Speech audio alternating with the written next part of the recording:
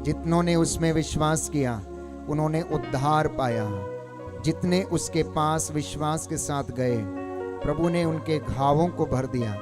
जितनों ने उसके सामने अपना पाप स्वीकार किया प्रभु ने उन्हें क्षमा कर दिया। चाहे वह व्यभिचार में पकड़ी गई स्त्री हो या शिमोन के घर में आंसू बहाती हुई मरियम मगदलेना, जिसमें से परमेश्वर ने प्यारे भाइयों और बहनों अपदूतों को निकाला। यह पवित्र समय है, आपकी अनॉइंटिंग का और आपकी चंगाई का वक्त है। आप में से बहुत सारे लोग यहाँ जो मौजूद हैं, प्रभु आपको स्पर्श कर रहा है। आप में से कईयों के जीवन में बहुत सारा अपराध बोध है। प्रभु कहता है आओ हम एक साथ बैठकर विचार करें। तुम्हारे पाप सिंदूर की तरह लाल क्यों ना हो, किरमिच की तरह मटमैले क्यों ना हो, मैं उन्हें सफ़ेद कर दूंगा। मैं उन्हें हिम के समान सफ़ेद कर दूंगा, ऊन के समान श्वेत कर दूंगा। प्रियजनों, इस वक्त हम प्रभु की हुजूरी में हैं। मांगिए मांगिए, प्रभु से मांगना, वो आपको प्रदान करेगा। खटखटाएंगे तो वो खोलेगा, ढूंढेंगे तो आपको मिल जाएगा। परमेश्वर है जो हमें आशीषें देता है। वो तरस खाने वाला प्रभु है, चंगाई प्रदान करने वाला प्रभु है, उद्धार देने वाला परमेश्वर है। प्यारे भाई और बहनों, याद कीजिए, भीड़ की भीड़ उसके पीछे अपने बीमारों को लेकर जाती थी। अपने बीमार रोगियों की चारपाइयों को उठाकर वो उसके सामने रख दिया करते थे। ईसा उनको स्पर्श करते, उन पर हाथ रखते और वे चंगे हो जाते थे। आप में से बहुत सारे लोग मानसिक रूप से बीमार हैं, आध्यात्मिक अंधकार में हैं। आप में से बहुत सारे लोग शारीरिक कमजोरियों के कारण बीमार पड़े हैं। आप में से शायद बहुत सारे लोग आर्थिक तंगियों के कारण चिंता में रहते हैं। आज परमेश्वर को अपना जीवन सौंप देना, अपनी गाड़ी, अपना दफ्तर, जिस जगह पर आप काम करते हैं, जिस घर में आप रहते हैं, जिस शैया पर आप लेटते हैं, सोते हैं, जिस घर में आप आराम करते हैं, जिन मित्रों से आप मिलते हैं, आप आज उन्हें समर्पित करना। ईश्वर की महिमा उनके जीवन में प्रकट हो जाएगी। आप में से कुछ हैं जो अपने भाई बहन को क्षमा नहीं कर पा रहे हैं, प्रभु आज आपको आशीष प्रदान कर रहा है। आप में से बहुत सारे लोगों को वो क्षमा करने का वरदान दे रहा है। प्यारे भाई और बहनों, एक दूसरे को क्षमा करना और प्रभु आपको भी क्षमा करेगा। एक दूसरे को क्षमा करना, आपको भी क्षमा करेगा। इस वक्त हम हृदय से प्रायश्चित करें, हृदय से प्रभु से दया की याचना करें, अपने गुनाहों के लिए माफी मांगे, पापों के लिए रोएं, चिल्लाएं, आंसू बहाएं। निरर्थक जीवनचर्या, पाप, श्राप, बंधन, तंत्र मंत्र, जादू टोना, अनेक प्रकार के धागे ताबीजों में, हाथ की रेखाओं पर विश्वास करने वाले जितने भी लोग हैं, प्रभु से प्रार्थना करें। यशायाह नबी का ग्रंथ अध्याय 42 में हम पढ़ते हैं पद संख्या 22 में कि मैं प्रभु हूं, मैं अपनी महिमा किसी को नहीं देता। दया करना, दया करना, दया करना, दया करना, दया करना, दया करना, दया करना, दया करना। पापी हैं हम, अज्ञानी हैं, पापी हैं हम, अज्ञानी हैं, पापी हैं हम, अज्ञानी हैं, पापी हैं हम, अज्ञानी हैं। दया करना मेरे नाम, दया करना मेरे नाम, दया करना यीशु नाथ, दया करना यीशु नाम, दया करना, दया करना, दया करना, दया करना, दया करना,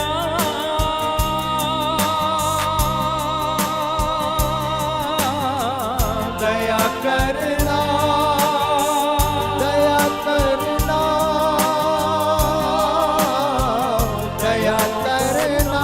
हाथों को उठाते हुए बेटी की ओर बढ़ाकर करना, दया करना, दया करना, दया करना। हे मेरे ईश्वर, Yes, Lord. मेरे नाम, हे मेरे ईश्वर, हे मेरे नाम, हे मेरे ईश्वर, मेरे नाम, हे मेरे ईश्वर, मेरे नाम।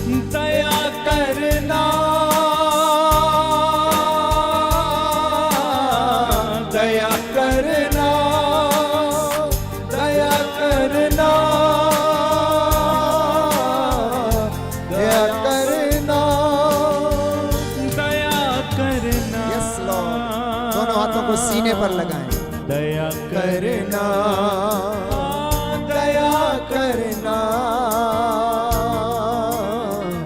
दया करना।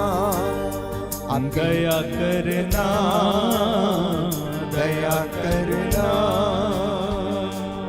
आप में से कई लोगों के हृदय में बहुत सी चोटें लगी हुई हैं।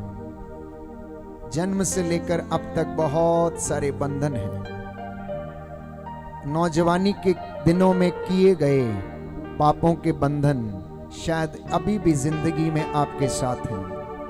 हो सकता है कि आपके शरीर के साथ किसी ने जबरदस्ती की है और आप क्षमा नहीं कर पाते हैं। हो सकता है पढ़ते समय आपको टीचर ने बहुत डांटा, आपको जलील किया।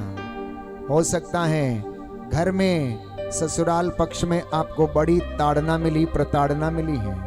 हो सकता है पति का व्यवहार आपके साथ अच्छा नहीं था। हो सकता है पत्नी का व्यवहार आपके साथ अच्छा नहीं था। हो सकता है आपके बच्चों ने ही आपको गालियां दी हैं, आपका तिरस्कार किया है, आपका आदर नहीं किया है।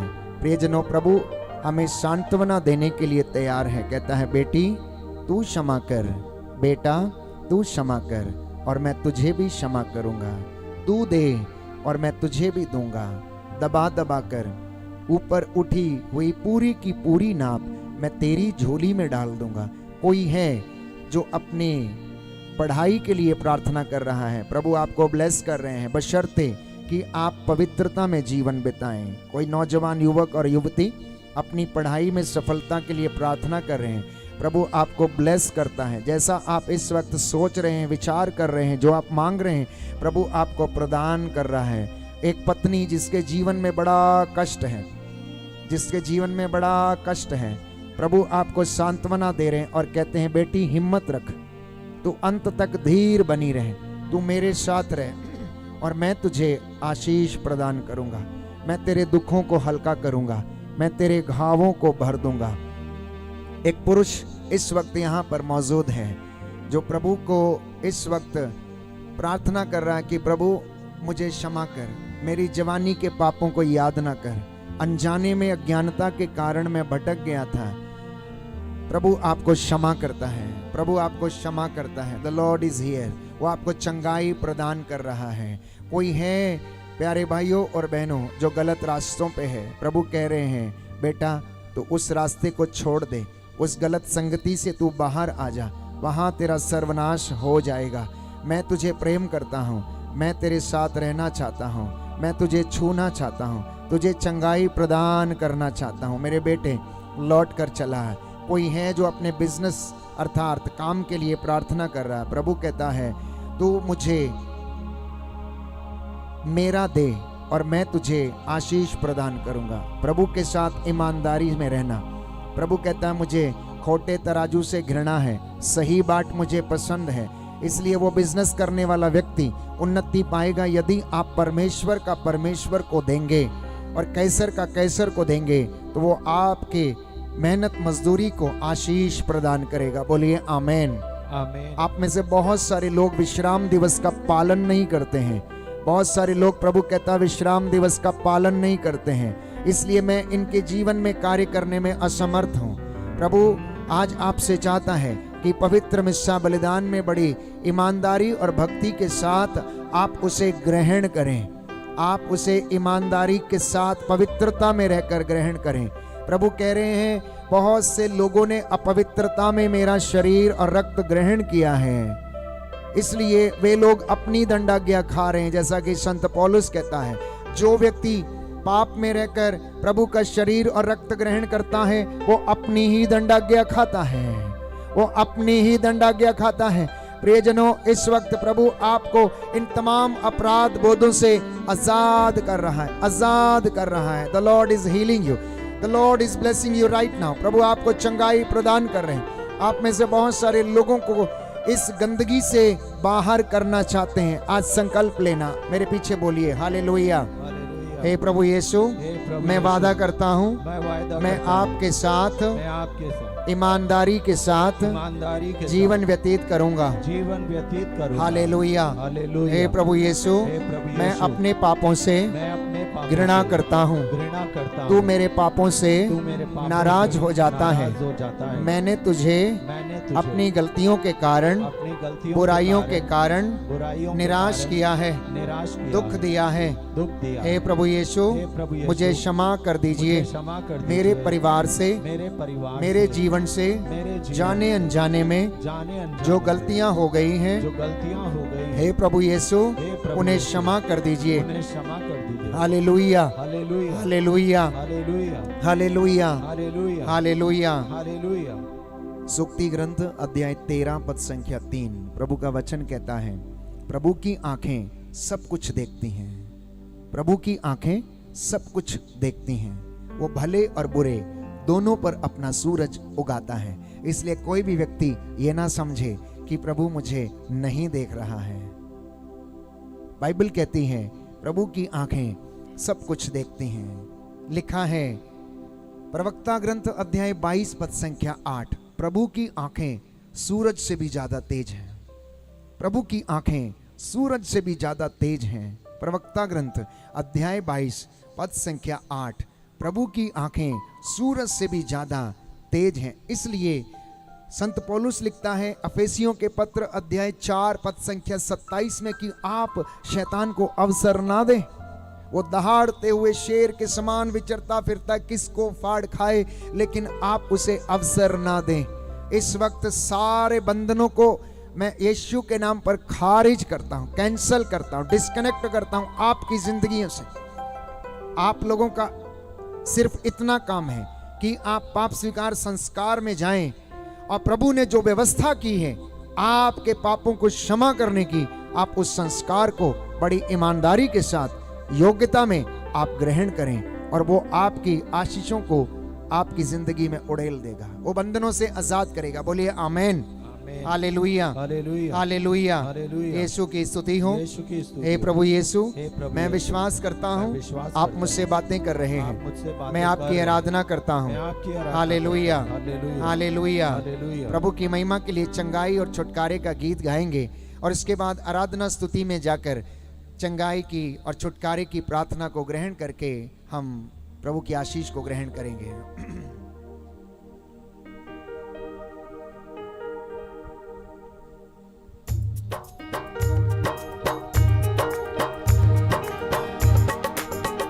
तोड़